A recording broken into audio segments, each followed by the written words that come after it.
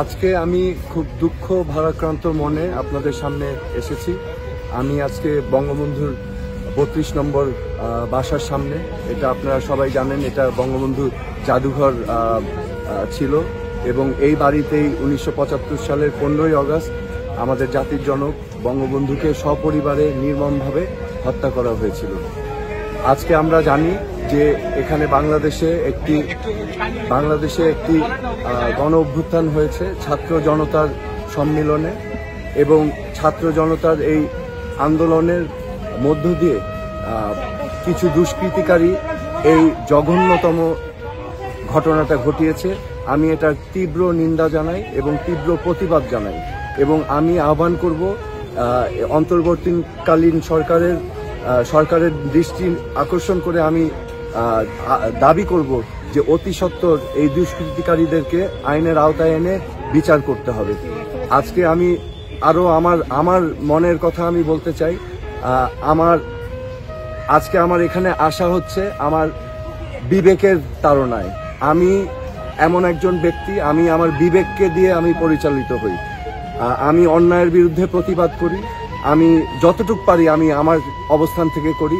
আজকে আমি বঙ্গবন্ধুর এই ৩২ নম্বরের এই বাসায় সেই আবেগের কারণেই আমি উপস্থিত হয়েছি, এবং আমি এটা কোনো অবস্থাতেই মেনে নিতে পারি না যে আমাদের ইতিহাস ঐতিহ্য, কারণ বঙ্গবন্ধু হচ্ছেন আমাদের স্বাধীনতার প্রতীক, তিনি বাংলাদেশের সম্বল।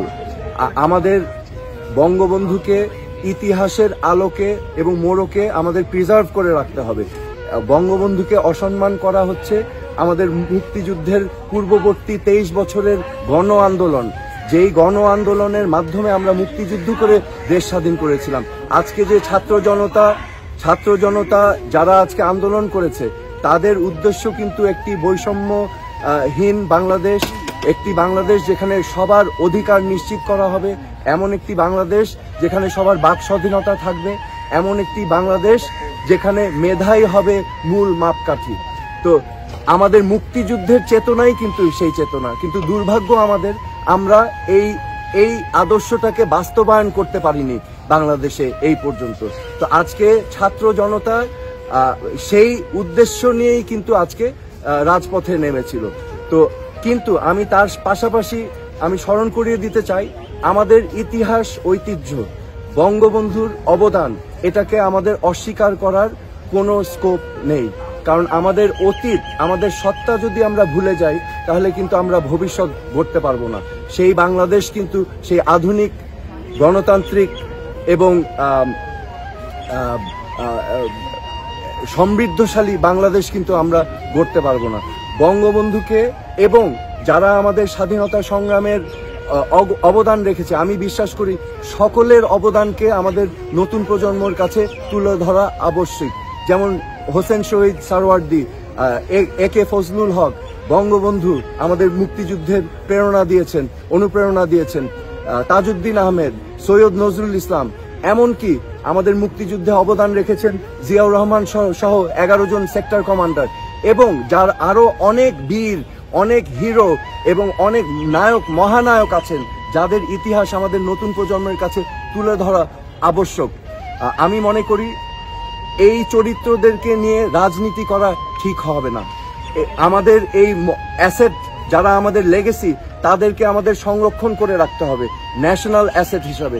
তাদেরকে নিয়ে যেন ভবিষ্যৎ বাংলাদেশে রাজনীতি না হয়, এটা আমার ব্যক্তিগত অভিমত। আজকে আমি আমাদের ছাত্রী ভাই বোনদেরকে আন্তরিকভাবে ধন্যবাদ জানাচ্ছি।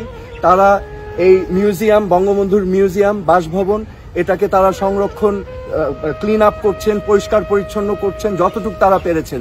কারণ দুর্বৃত্তরা, আমি আবার বলছি, এই ঘটনা ঘটিয়েছেন কিছু সংখ্যক দুর্বৃত্তরা এই ঘটনাটা ঘটিয়েছে, এবং আমি তাদেরকে স্বাগত জানাই। তারা চেষ্টা করেছেন যে এখানে সার্বিকভাবে ক্লিন আপ করার জন্য এবং সংরক্ষণ করার জন্য। আমি আন্তরিকভাবে ধন্যবাদ জানাচ্ছি এখানে সকলে তোমরা যারা আছো, এবং আমি আবারও আবেদন করছি আমাদের সকলের কাছে যে এই দেশটা আমাদের সবার, রাজনীতির ঊর্ধ্বে এসে এই দেশটাকে ভালোবাসতে হবে, এবং আমরা যে যেখানে আছি আমি রাজনীতিতে নেই, আমিও চেষ্টা করছি আমার অবস্থান থেকে আমি যতটুকু পারি আমি বলার চেষ্টা করছি। বিকজ রিমেম্বার, আমাদের মরাল কম্পাস যদি আমরা হারিয়ে ফেলি তাহলে কিন্তু কোনো জাতি কোনোদিনও মাথা উঁচু করে উঠতে পারবে না। So please be guided by your moral compass. এই বলে আমি শেষ করছি। ধন্যবাদ সবাইকে।